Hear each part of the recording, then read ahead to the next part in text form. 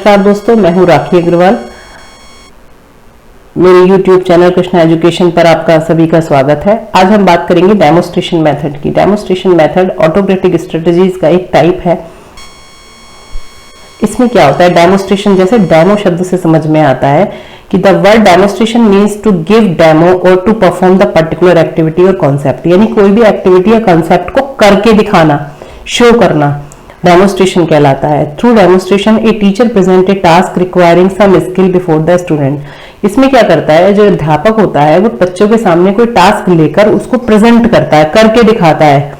कोई एक्सपेरिमेंट है, जैसे आप कह सकते हैं कि जैसे चीनी का जो घोल बनाना है, अगर हम साइंस में बात करें तो उसके लिए उसने एक्सपेरिमेंट करके दिखाया कि इस तरह से इतना वाटर लेंगे, इसको इस तरह से चीनी डालेंगे, शुगर डालेंगे, उसमें स्टीयर करेंगे। तो जो करके दिखाने वाला है वो डेमोस्ट्रेशन में आता है, जिससे बच्चे को समझ में आए।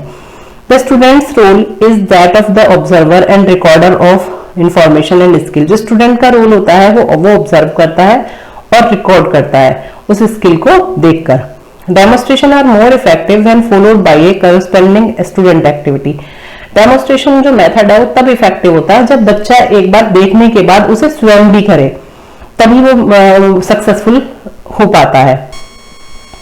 कैरेक्टरिस्टिक्स ऑफ डेमोस्ट्रेशन मेथड, इसकी क्या क्या विशेषताएं हैं। सबसे पहली विशेषता यह है कि demonstration should be done in a simple way, बहुत सिंपल तरीके से इसे किया जाना चाहिए। In this strategy attention is paid to all students. इसमें जो है सभी स्टूडेंट्स पर ध्यान दिया जाता है, यानी सभी को पूरी तरीके से सब पर नजर भी रखी जाती है। देखा जाता है कि बच्चे जब एक्सपेरिमेंट कर रहा होता है, अध्यापक समझा रहा होता है, कुछ डेमोस्ट्रेट कर रहा होता है, तो सभी बच्चे ध्यानपूर्वक उसे देखते हैं। Goals and objectives of demonstration are very clear. जो इसके उद्देश्य हैं, ऑब्जेक्टिव हैं, वो बिल्कुल क्लियर होते हैं, बच्चे को अच्छे से क्लियर समझ में आए। It is a well planned strategy, ये भी एक वेल प्लान्ड स्ट्रेटेजी है। The time is given for teachers before the demonstration. Demonstration से पहले जो है समय दिया जाता है जिससे कि प्रिपरेशन हो सके और साथ ही बच्चों को अच्छी तरीके से उसको समझाया दिखाया जा सके, इसके प्रिकॉशंस वगैरह सब बताए जा सके। अब इसमें स्टेप्स क्या लेते हैं डेमोस्ट्रेशन मेथड में। सबसे पहला स्टेप है प्लानिंग एंड प्रिपरेशन। सबसे पहले जो भी डेमोस्ट्रेशन करना है उसके लिए प्लानिंग की जाती है कि किस टॉपिक में क्या हमें डेमोस्ट्रेट करके दिखाना है, उसके लिए हमें क्या क्या तैयारी करनी पड़ेगी, क्या मटेरियल चाहिएगा, कितना चाहिएगा, क्या क्या चीजें हमें क्लासरूम में जुटानी पड़ेंगी, ये सब चीजें हम पहले स्टेप में करते हैं। सेकेंड है इंट्रोड्यूसिंग द लेसन। अब हम जो चैप्टर है, यूनिट है, उसे इंट्रोड्यूस करते हैं।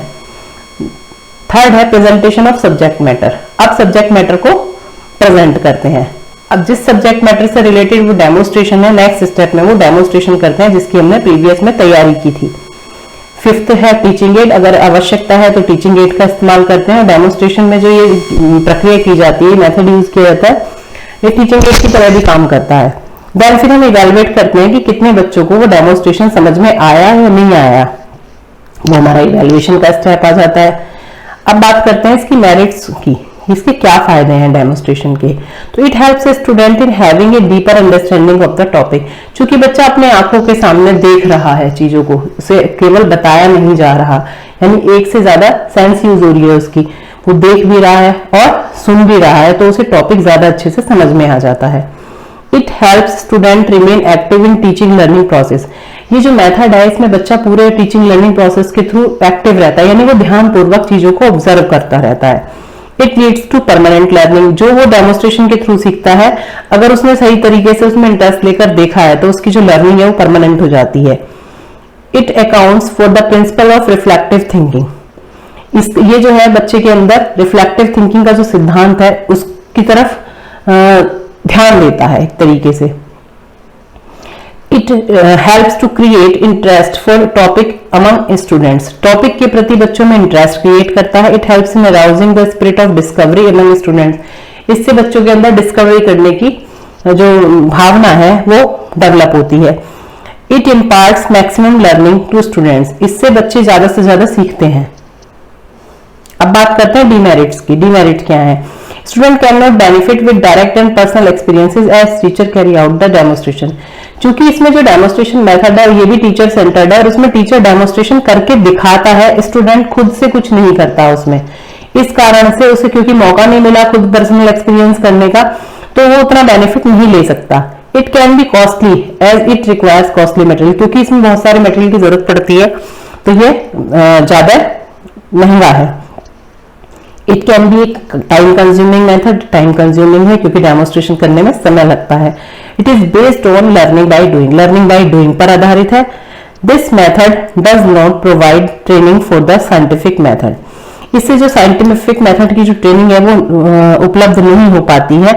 There is a lack of experience teacher to carry out the demonstration, demonstration के लिए भी एक एक्सपीरियंस टीचर का होना जरूरी है जिसे पता हो कि डेमोन्स्ट्रेशन किया कैसे जाता है, प्रभावपूर्ण तरीके से उसको किस प्रकार से बच्चों को के सामने किया जा सकता है। This is all about demonstration method. Thank you very much.